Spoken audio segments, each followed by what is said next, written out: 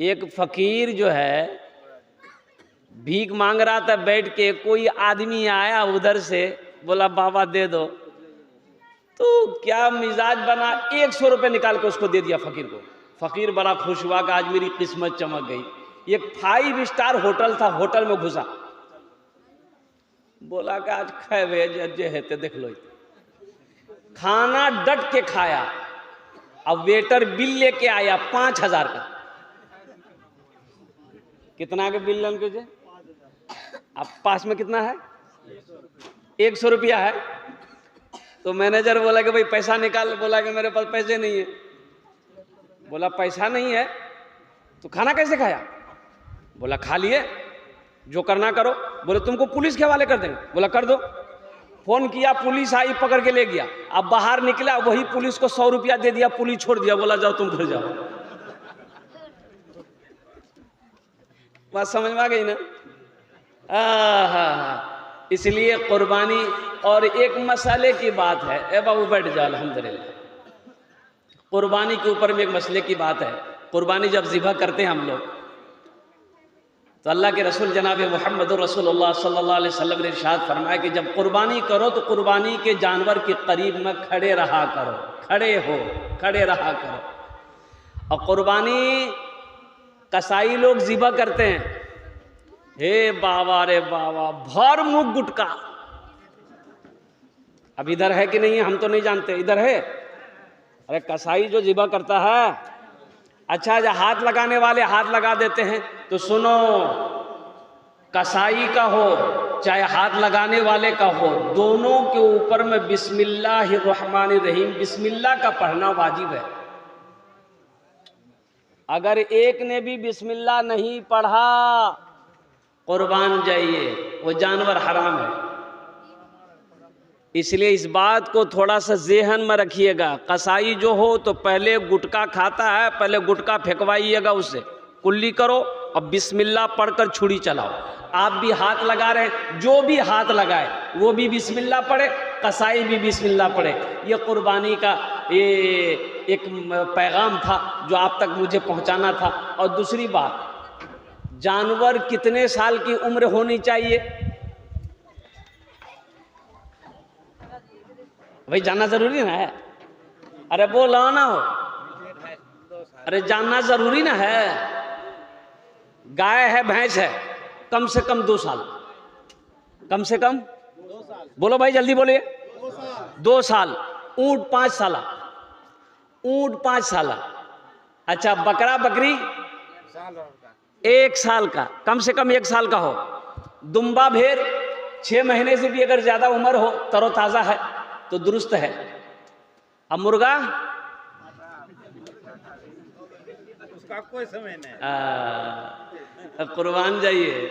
अगर मुर्गे की कुर्बानी जायज होती, अगर ये आदमी देसी मुर्गा नहीं खोजल करते, पोल्ट्री ढूंढा, पोल्ट्री से काम चल जाता।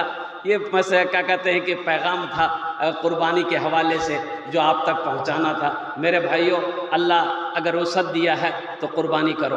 अल्लाह के नबी जनाब मोहम्मद रसूलुल्लाह सल्लल्लाहु अलैहि वसल्लम पाबंदी के साथ हर साल कुर्बानी करते थे। और कुर्बान जाइए, अल्लाह के रसूल अपने तरफ से कुर्बानी करते थे, अपनी उम्मत की तरफ से भी कुर्बानी करते थे। हम गुनहगारों की तरफ से भी कुर्बानी करते थे आप, कि मेरी आने वाली उम्मत, मेरी उम्मत मौजूद जो है, उनके नाम से भी कुर्बानी करते थे। अल्लाह तौफीक दे तो एक हिस्सा कम से कम अल्लाह के रसूल जनाब मोहम्मद रसूलुल्लाह सल्लल्लाहु अलैहि वसल्लम के नाम पर भी कुर्बानी दो। एक हिस्सा कम से कम अल्लाह के नबी सल्लल्लाहु अलैहि वसल्लम के नाम पर भी कम से कम देने की कोशिश किया करें।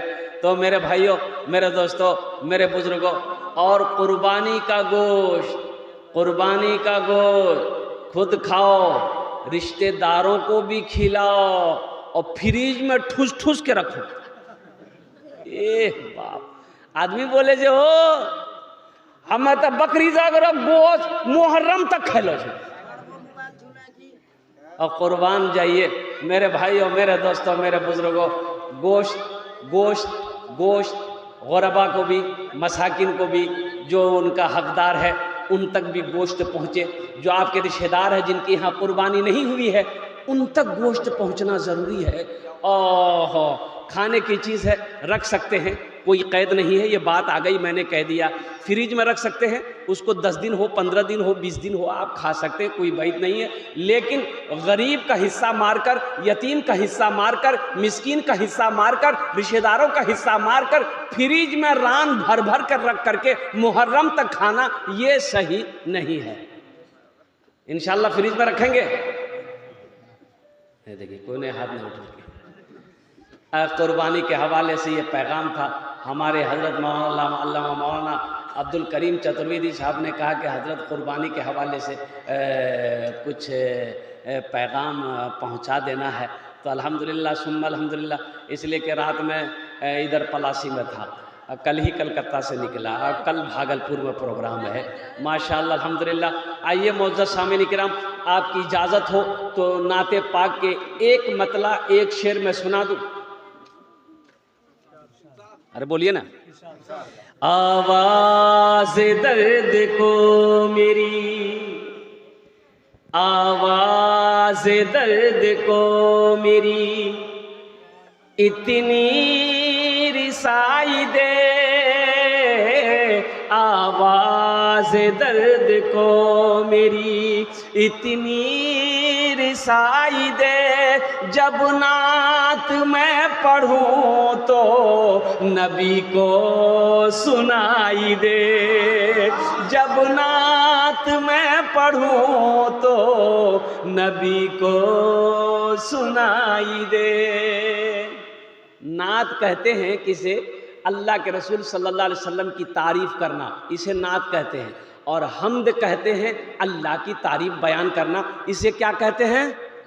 अरे बोलिए क्या कहते हैं? इसे हम्द कहते हैं।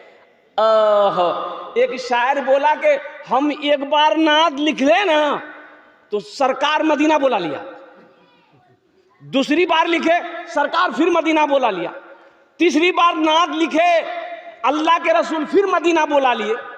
एक आदमी बोला कि कभी हम्द लिख के देखो, अल्लाह तुमको ऊपरे बुला लेगा।